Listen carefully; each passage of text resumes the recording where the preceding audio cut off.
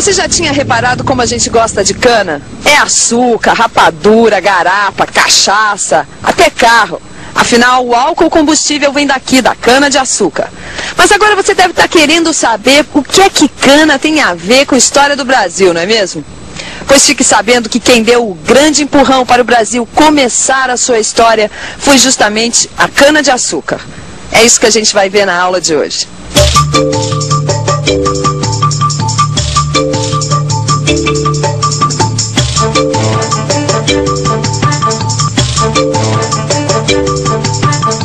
Você vai ver na aula de hoje por que os portugueses escolheram a cana-de-açúcar para colonizar seu território na América. Um território que hoje se chama Brasil.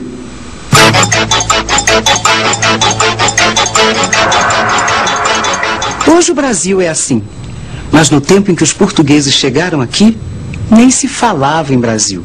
O que havia era um acordo internacional dividindo o novo continente. Esse acordo foi chamado de Tratado de Tordesilhas, que é o nome da cidade da Espanha onde ele foi assinado. E a divisão ficou assim. Aqui era a América Espanhola e aqui a América Portuguesa.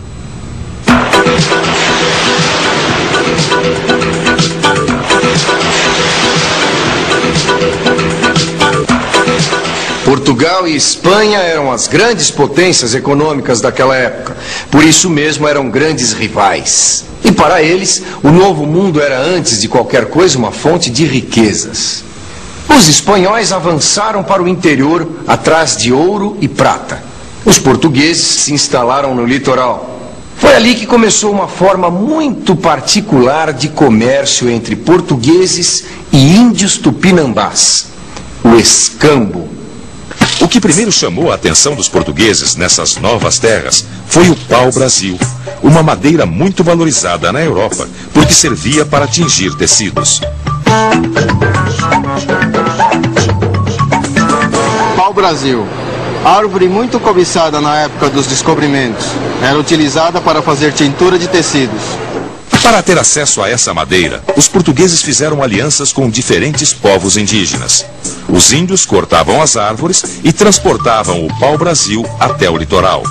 Em troca, recebiam dos portugueses utensílios de ferro para a agricultura, tecidos, espelhos, miçangas, entre outros artigos. Esse tipo de troca, de produto por produto, é chamado de escambo. Em muitos momentos, os portugueses usaram elementos da organização social dos povos nativos em benefício próprio. A guerra constituía um dos elementos centrais da organização social dos Tupinambá. Era através dela que os grupos se situavam melhor no tempo e no espaço.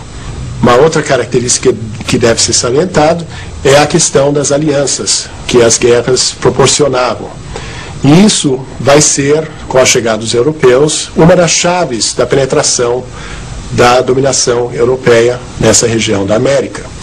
Justamente porque os índios vão se interessar em fazer alianças com os europeus, que eles ofereciam vantagens imediatas sobre o inimigo tradicional.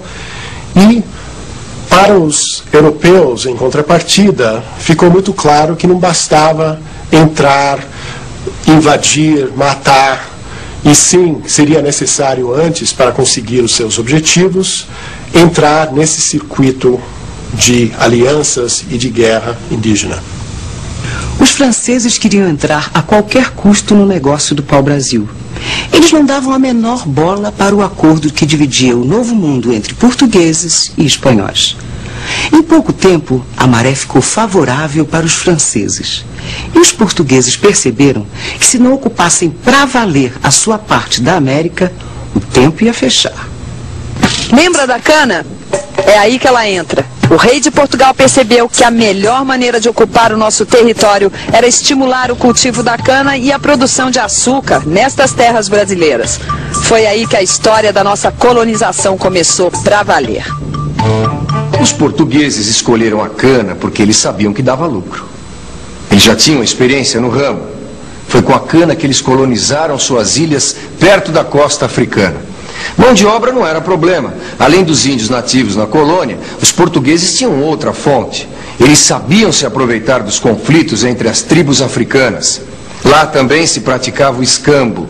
Só que em vez de madeira, a mercadoria que eles levavam em seus navios era humana.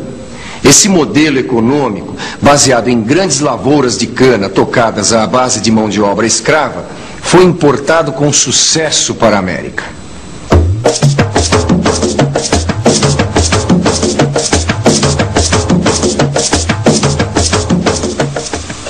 A lavoura da cana-de-açúcar exigia dos índios um trabalho muito mais intenso do que a coleta do pau-brasil.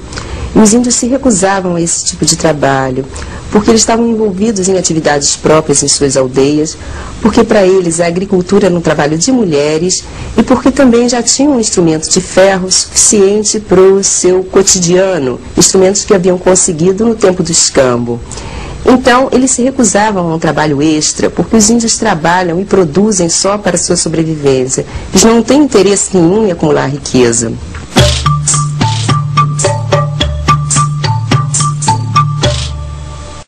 Só os índios não deram conta da quantidade de trabalho nos canaviais. Nos engenhos ou nas missões, eles morriam aos milhares por causa das doenças trazidas pelos europeus.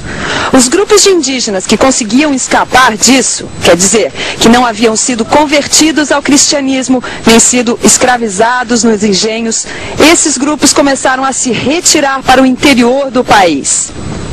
Alguns desses grupos, ou muitos desses grupos, habitam hoje a Amazônia. No século XVI, eles viviam no litoral do continente. No final do século XVI, os engenhos já davam grandes lucros com a produção de açúcar. Enquanto isso, os jesuítas exigiam atitudes das autoridades coloniais para acabar de vez com a escravidão indígena. O contexto era perfeito para que o tráfico de escravos africanos, que ainda pequeno, se transformasse em mais uma grande fonte de lucro para o comércio colonial português. Foi assim que a onda mercantil e escravista firmou no litoral da América Portuguesa.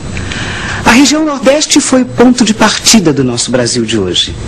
As cidades de Recife e Salvador se tornaram portos importantes para a exportação do açúcar. Era ali também que chegavam os escravos africanos e os produtos europeus. Todo esse comércio era canalizado para Lisboa. Dali, o açúcar brasileiro era redistribuído para toda a Europa.